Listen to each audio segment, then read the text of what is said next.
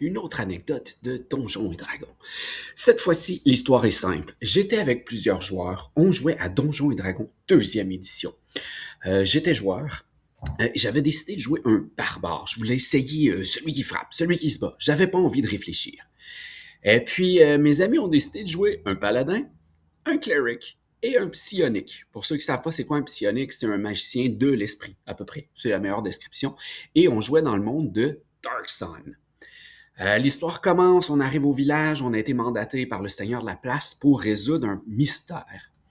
On arrive, et oh étrange, le mystère nous est très familier. Le maître de jeu nous dit non, non, non, non, c'est une idée originale. C'est pas grave, si tu t'es inspiré d'un roman ou d'un film ou quoi que ce soit, ça va, ça nous dérange pas. Eh bien, c'est simple, nous avons joué l'histoire de Sleepy Hollow. Pour ceux qui la connaissent pas, c'est l'histoire du cavalier sans tête, qui a des femmes un peu... je suis pas sûr exactement toute l'histoire, là, mais bon, c'est ça.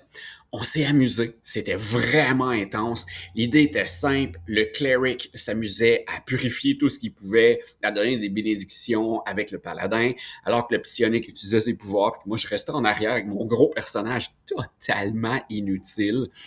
Est-ce que ça vous est déjà arrivé de jouer un personnage inutile, soit pendant tout un scénario, ou encore tout simplement une partie? J'admets que lorsque le combat a eu lieu, parce qu'il y en a eu un, j'ai été très utile, très efficace. Comme je disais, j'étais très utile, du moins mon personnage. Donc, je réitère la question.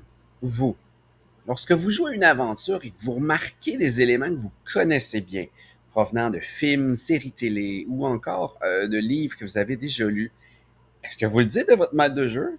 Ou en secret, vous gardez ça avec vos amis et collègues joueurs afin de déjouer le maître de jeu rapidement? Ça peut être une idée. Partagez-nous. Bien hâte de savoir ce que vous en pensez. À la prochaine. Un pouce ou un abonnement, c'est toujours apprécié, merci.